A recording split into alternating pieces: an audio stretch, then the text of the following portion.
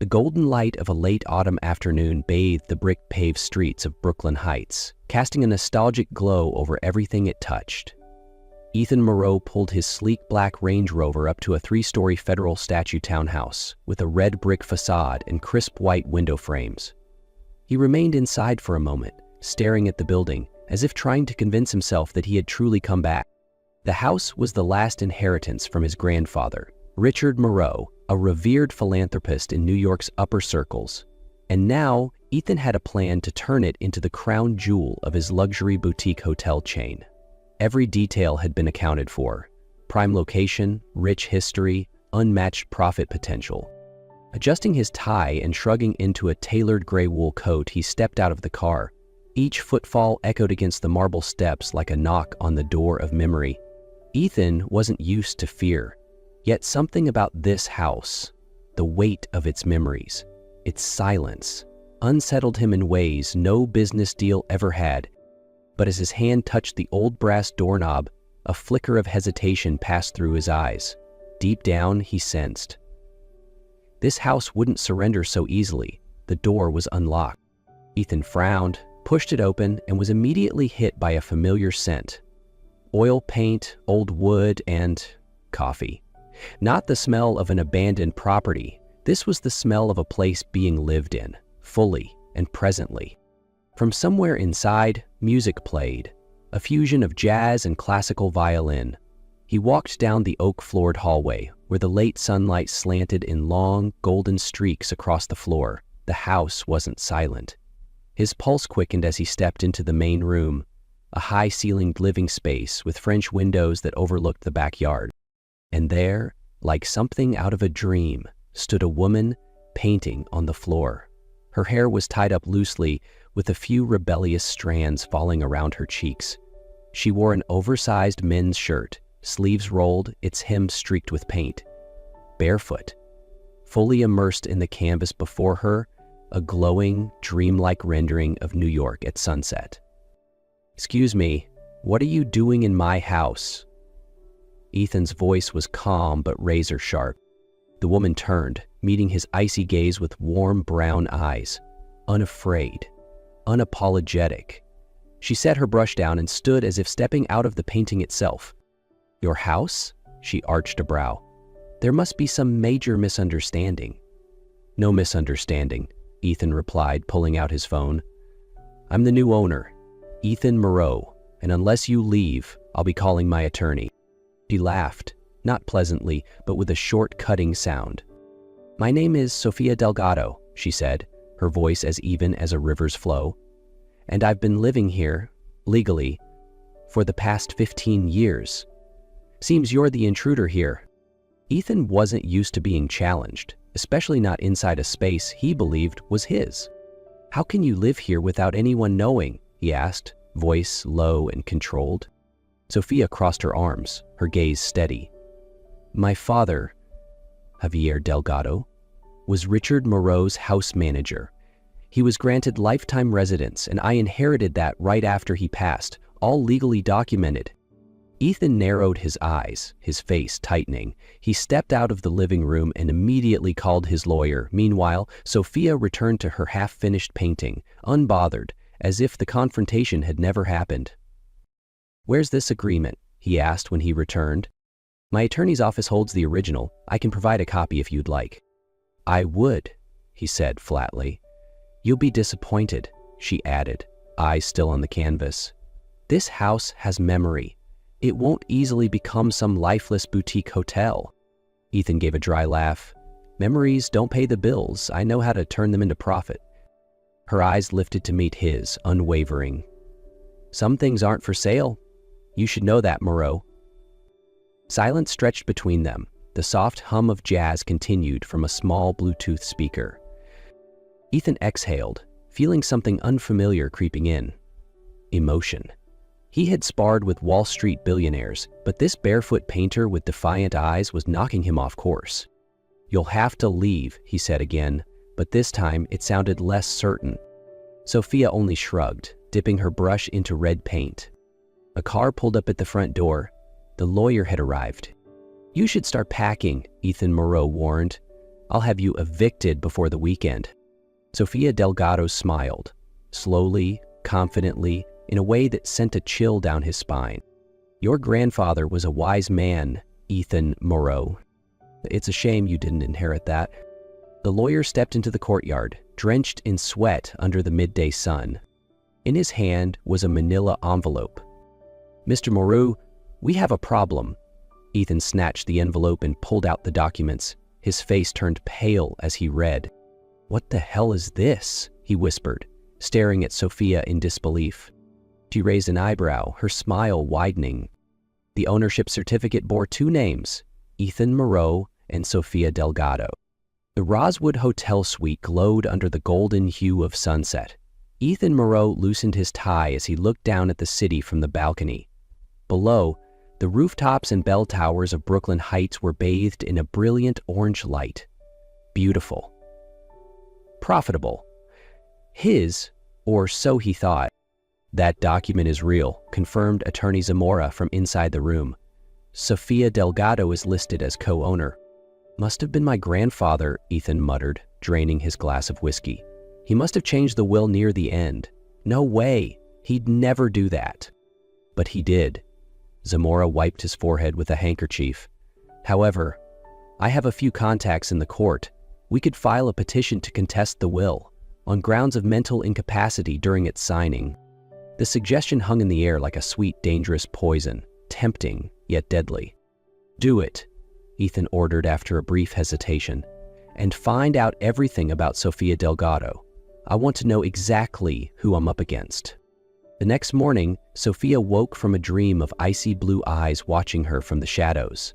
She stretched as Max, her dog, jumped on the bed and nuzzled against her.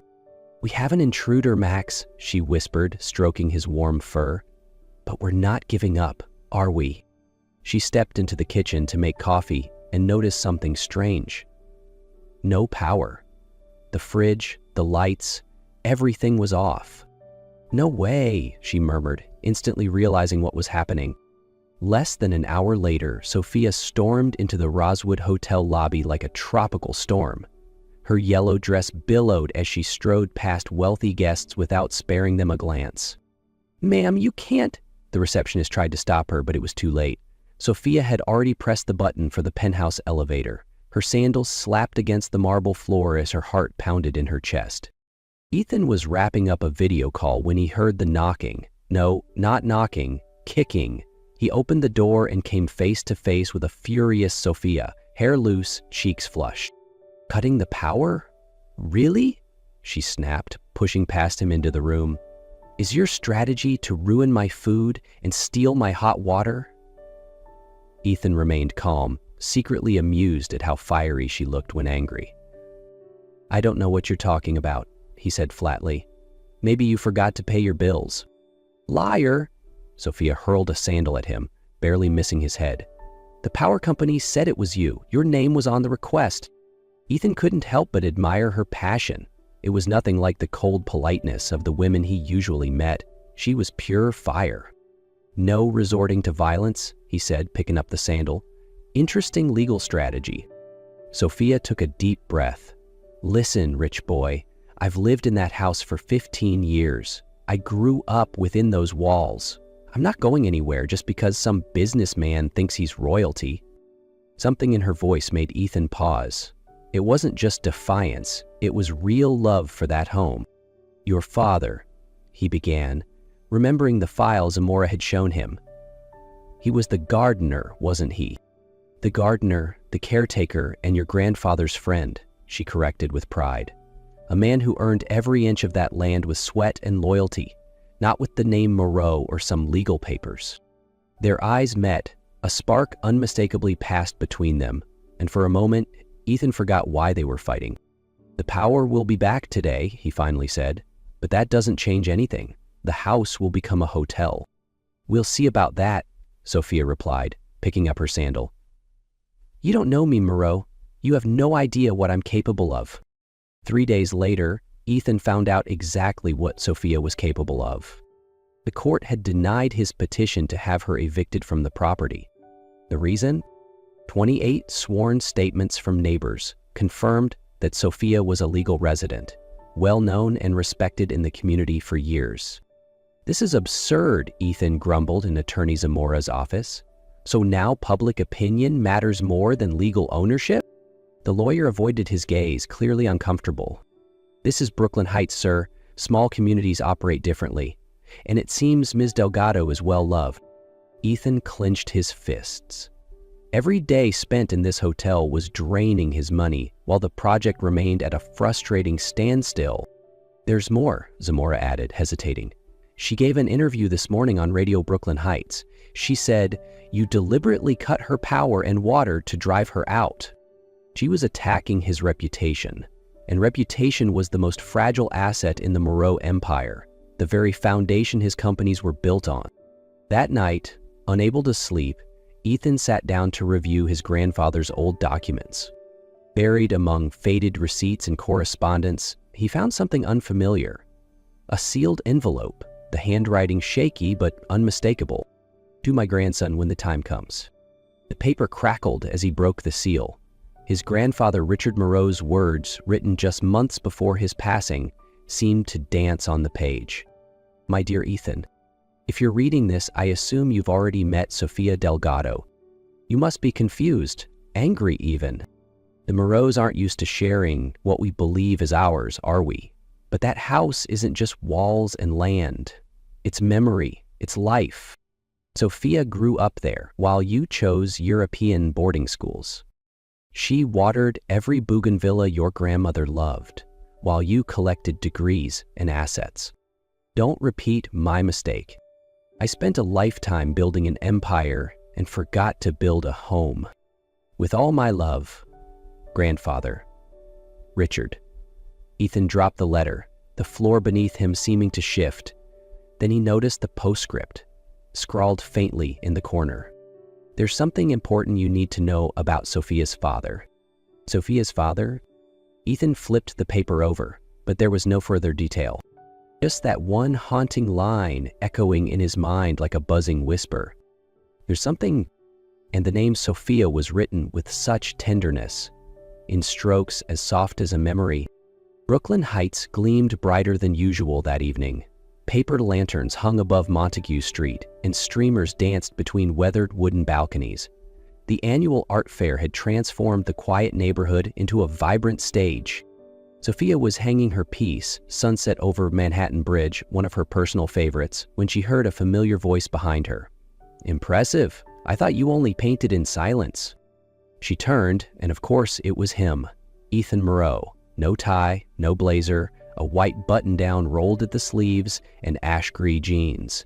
He blended into the crowd like he hadn't stormed into her life like a thunderclap. "Didn't think you'd show your face here," Sophia said, her tone soft but laced with thorns. "Just observing," Ethan shrugged. "I need to feel the foundation of where I'm building next." Sophia shook her head, a half-smile curling on her lips. "Still trying to reshape the world in your image?" "And you're not?" he shot back, glancing at her paintings. "Same game, different tools. Watercolor instead of concrete." In that moment, something shifted. The edge in their words softened. The space between them held something unspoken. An undeniable pull neither wanted to name. Live jazz floated down the street, blending with brass instruments. A voice boomed from the speakers. "And now, as tradition demands, the artists will open the dance." Cheers erupted. Then came the familiar voice of Mr. Frank, the longest-standing gallery owner in Brooklyn Heights. "Delgado, time to dance." Sophia blinked. "No, No escaping," Ethan said, extending his hand. "What do you think you're doing?" "Stirring trouble. I seem to be good at it." She hesitated, but placed her hand in his. The dance floor was a cleared space in the street, its old cobblestones glowing under warm string lights. With the crowd clapping and music swelling, they began to move. No one led, no one followed, just rhythm and a strange electric harmony between opposites. Sophia didn't know why her feet matched his. Ethan didn't know why his breath felt lighter than it had in weeks. They turned. One slow step, one closer beat, The distance between them faded. Ethan whispered, barely audible, "You always throw me off balance." Sophia looked up. "Then I must be doing my job right." No smirk, no wink, just eye contact. And in that breathless second, Ethan leaned in, lips brushing hers, slow and deliberate, like fire wrapped in velvet. A breeze passed through. The lanterns swayed. They pulled apart, breathing harder, not from the dance, but from something that had defied all logic. Just before dawn, Sophia was sketching furiously in the courtyard, trying to erase the memory of Ethan's hand on her waist. Max curled up at her feet. Then the doorbell rang. She walked over to open it and froze. Standing in front of her was an extraordinarily beautiful woman. Tall, blonde, dressed in a designer outfit, her lips painted a flawless shade of red.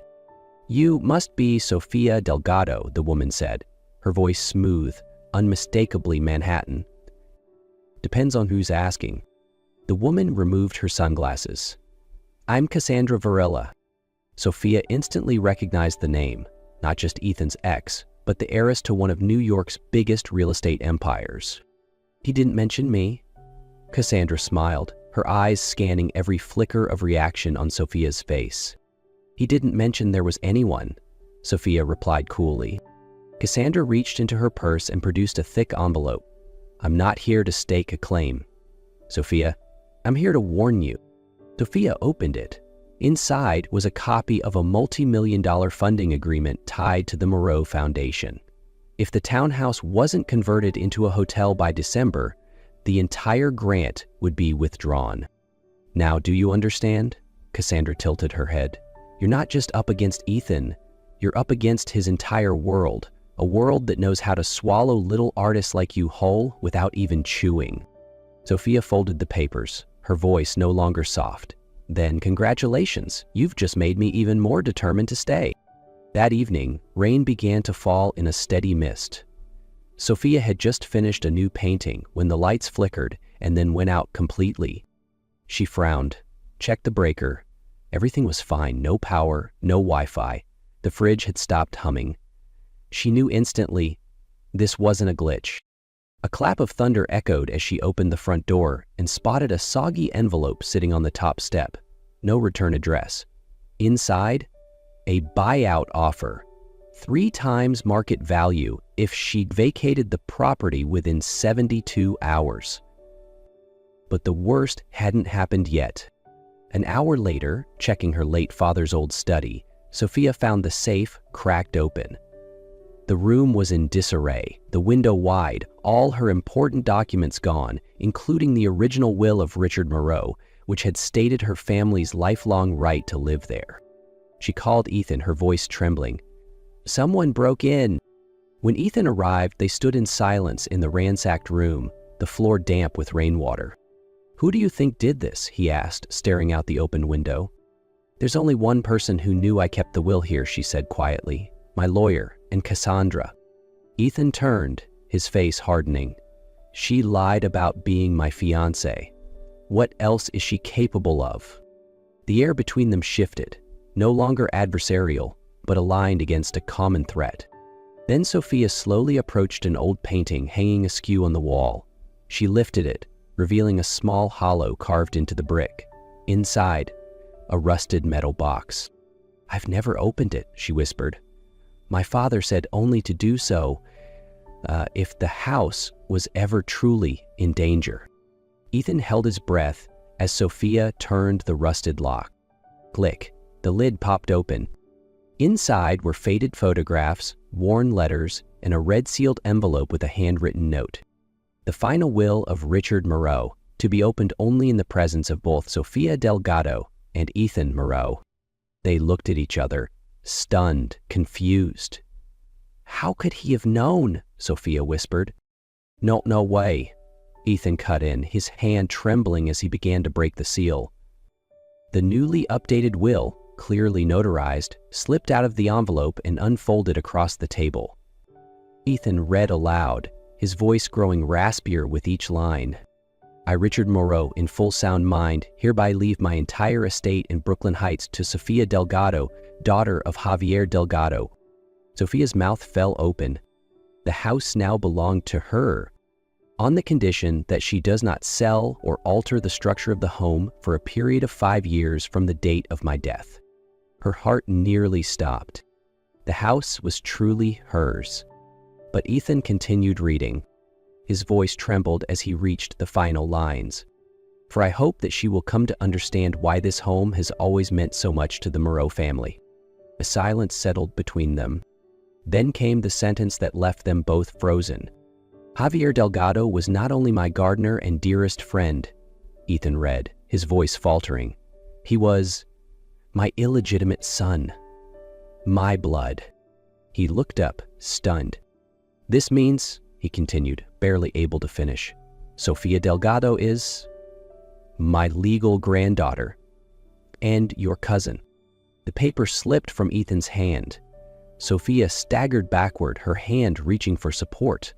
The room felt suspended in time. Old, scattered pieces suddenly clicked into place. The odd gifts from Richard, the unexplained birthday cards, his watchful fatherly gaze. We're related? Sofia whispered in disbelief. Cousins, Ethan confirmed, pale, running a hand through his tangled hair. That kiss, the one filled with hunger and heat, now turned into a deep, stinging wound. Sofia dropped into a chair, as if the weight of generations had landed on her shoulders. Her tears fell soundlessly, but inside her, something shattered. Years of unanswered questions finally given shape, and pain. All this time, my father knew, but he never told me. And my grandfather tried to tell me in that letter, Ethan murmured, his vision blurring with emotion. A deafening clap of thunder made the lights flicker, then die completely. The room fell into darkness. In that darkness, Ethan followed the sound of Sofia's breath, moving toward her. They didn't touch. But the distance between them, the silence, said everything. Their battle had never truly been about property. It was about identity, about belonging, about a buried bond hidden beneath generations of inheritance, pride, and pain. You were never alone, he whispered, his eyes locked on her face. You've always been a Moreau.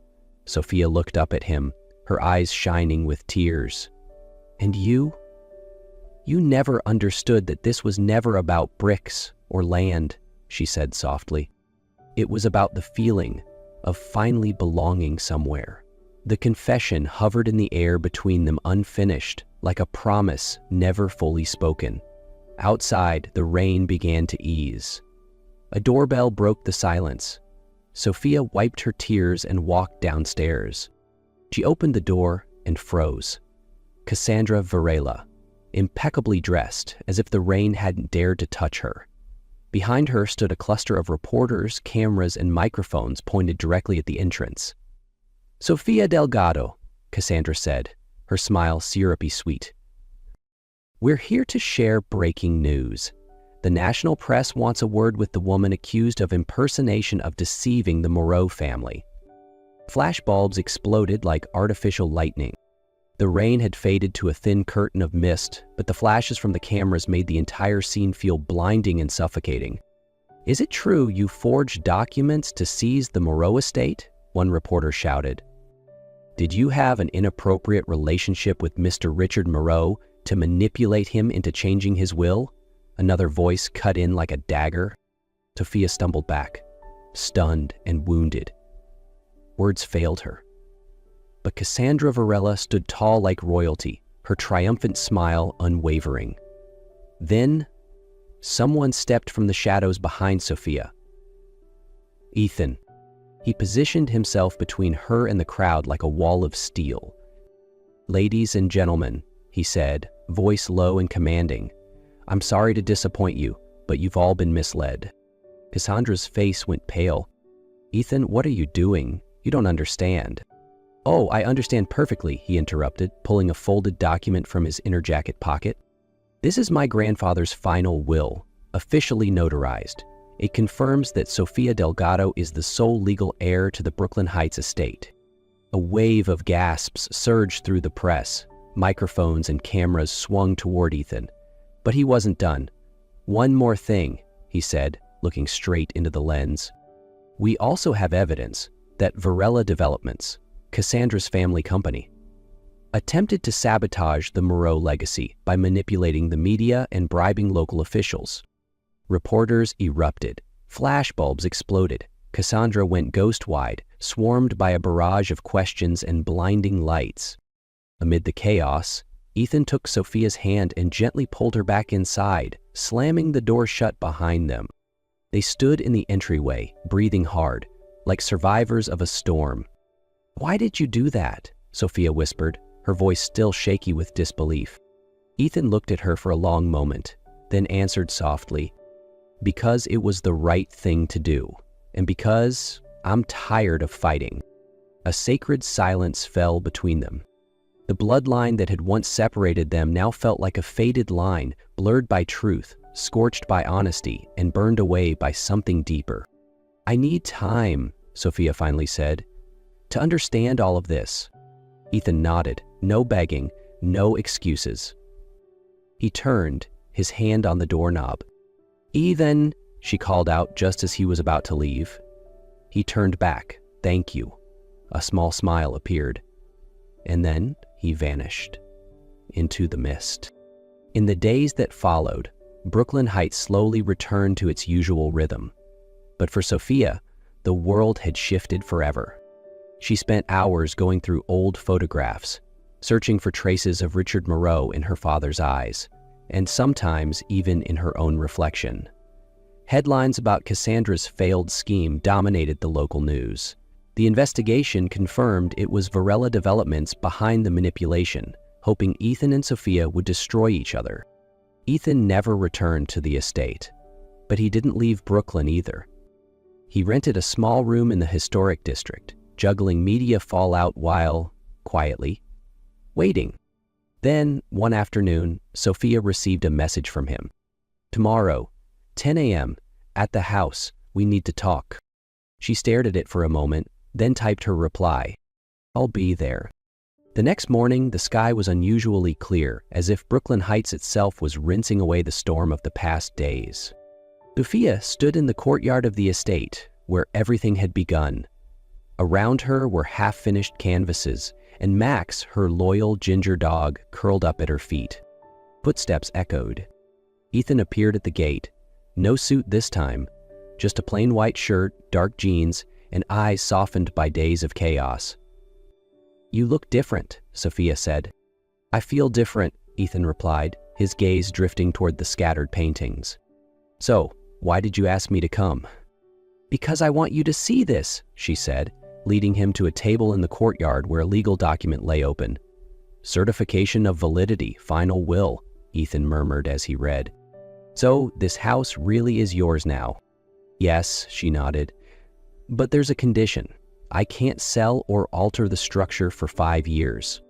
They looked at each other, no longer opponents, but two people bearing matching scars. "What do you plan to do with it?" Ethan asked. "I used to dream of opening an art space," Sophia said, walking over to a canvas still in progress. "Not just for me, but for young artists who don't have a place to start." Ethan's eyes lit up. "The ground floor has great light. If you take down the west wall, you could open up a bigger gallery space." "I thought the same," she smiled softly. "I've imagined every corner already." For the first time, they spoke as allies. No lawyers, no threats, only dreams, gently taking shape. "There's one more thing," Sophia said, pulling out a folder. "I looked into my family history." Ethan paused. "My father wasn't Richard Moreau's biological son."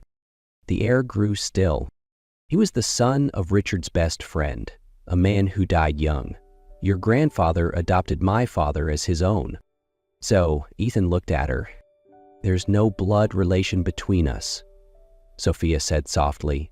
"That kiss wasn't a mistake." Sophia nodded, her eyes steady on his.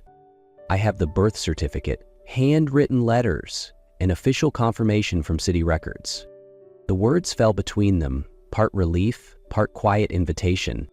A door had just opened. The next morning, the sky was strangely clear. Sophia stood in the living room, holding a fresh set of architectural sketches printed on tracing paper. On the table beside her lay a stack of legal documents, open, waiting to be signed. Ethan walked in, sleeves rolled, stripped of his usual boardroom polish. He saw her, and his gaze softened. "You asked me here for a reason." Sophia took a deep breath, then handed him the plans. "This is a draft for a community art center, part gallery, part creative space. I want to turn this house into something bigger than me, bigger than memories." Ethan took the papers, his eyes scanning the design. Sunlight flooding the rooms, original architecture preserved but repurposed with intention. A piece of the past transformed into a place for others. "And what part do I play in this plan?" he asked quietly. Sophia met his gaze. "You have two choices. Go back to Manhattan, to the life you've always known. Or stay. Build something new with me." Silence settled between them, not of conflict, but of anticipation. An offer. An invitation. A beginning. 3 months later, Brooklyn Heights shimmered with light for the grand opening of the Delgado Moreau Art House. Under soft paper lanterns, Sophia stood beside Ethan in an olive silk dress, hand in hand. A newly carved wooden sign read, "Delgado Moreau Art House, Est, 2025. Inside, art from the community filled the rooms, vivid, raw, and deeply rooted. Sophia's work took center stage, a sweeping portrait of the house itself, from ruin to rebirth. As the final applause faded and guests gathered in the backyard with glasses of wine and soft jazz playing, Ethan stepped onto the small stage. He held a microphone, but his eyes were locked on only one person. "There's something still unfinished," he said, voice steady and warm. Sophia froze as he dropped to one knee, pulling a velvet blue box from his jacket pocket. "I came here to reclaim a house, but you are the place I want to come home to." She covered her mouth, eyes welling with tears. "Sophia Delgado, will you keep building this home with me?" No more applause, no more music, just one whispered word, "Yes." Behind them, the lights of the house glowed brighter. This time, not just the beginning of a project. As the last guests departed and the city shifted into twilight, they remained in the backyard, the same space where they once argued, and where their first kiss changed everything. "I used to think I wanted a hotel," Ethan murmured, "but it turns out what I was really looking for was a home." Sophia leaned her head on his shoulder, her heart finally steady after years of unrest. Behind them, warm light spilled from the windows. A house, once a battlefield, now a sanctuary.